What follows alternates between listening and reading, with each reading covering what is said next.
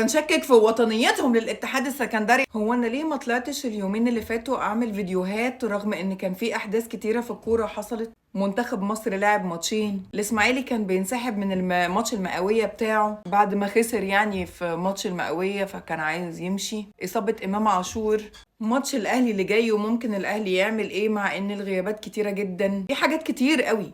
طيب انا ما طلعتش ليه اتكلم في كل ده؟ ما اعرفش الناس مش مصدقاني ليه لما قلت ان حاله احمد رفعت مأثره عليا جدا. على فكره احمد رفعت انا ما اعرفوش، وبالمناسبه ما اعرفش اي لاعب لا جوه الاهلي ولا بره الاهلي، بس الحاله دي مأثره عليا جدا. ليه؟ انا ما اعرفش. واللي حصل بعدها يعني تبعات الموضوع اثر عليا اكتر، خلاني مش قادره اطلع اعمل فيديوهات. بعد ما عملت الفيديو بتاع احمد رفعت وقلت ليه وعشان ما تلحقش، هو بيتحسن بس ببطء علشان ما تلحقش، في ناس في الكومنتس كتبت انه وانت مالك، روحي على المطبخ احسن، لو كان حد من فقير يعني ما كنتش طلعت اتكلمتي عليه. هو انا اعرف احمد رفعت؟ هو انا اعرفه منين اصلا؟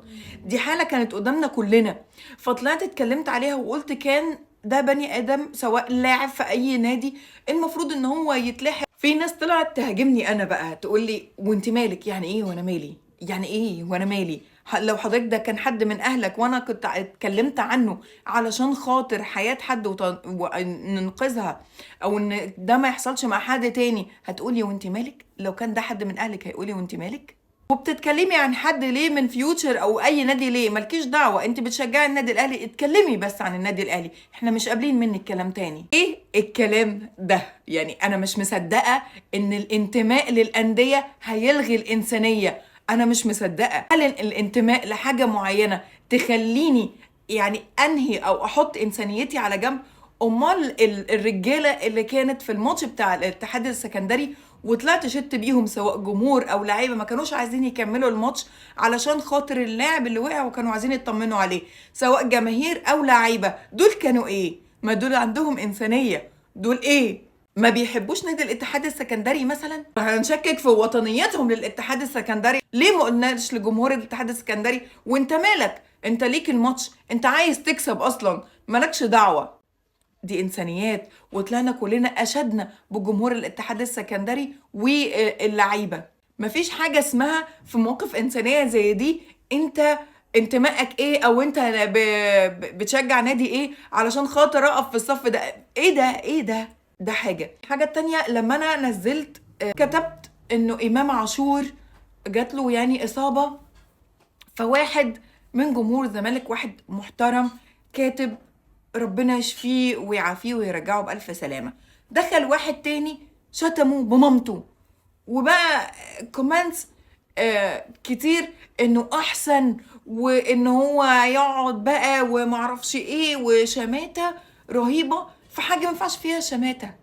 يعني انتوا بتشمتوا واحنا في شهر مفترج زي ده في حاجه زي دي؟ هو انتم مش عارفين ان في حاجتين ما ينفعش نشمت فيهم؟ وانا مش يعني انا مش هقولهم لان هو الناس كلها عارفاهم. بنشمت فيها ازاي؟ انا الموضوع ده ضايقني. يعني موضوع احمد رفعت لما انا، دي اول حاجه بس الشراره الاولى، احمد رفعت لما انا نزلت عنه وابتدت الناس تنتقدني وتقول لي انت مالك، انت ما تتكلميش عنه، دي حاجه. الحاجه التانيه امام عاشور، ولما حصل لامام عاشور فطلعت الناس ايه ده؟ ايه شماتة دي؟ انا مش مصدقه ان الانتماء يخلي نلغي الانسانيه. طيب انا اهلاويه والناس كلها عارفه ان انا اهلاويه. لما عبد الشافي اتصاب نزلت بوست وقلت يا عبد الشافي ربنا يشفيك، انا زعلت قوي علشانه. الونش نفس الكلام. دي ملهاش دعوه بدي. الهجوم حصل على حد اتصاب وواحد اصلا مصاب والتاني علشان خاطر زملكاوي وانا اهلاويه فمش قابل ان انا اتكلم عن احمد رفعت. ايه الدماغ دي؟ بجد؟ انت بجد انت حقيقه؟ انا مش مصدقه. خلاني مش قادره اصور. يعني وصلوني لدرجه ان انا مش قادره اصور.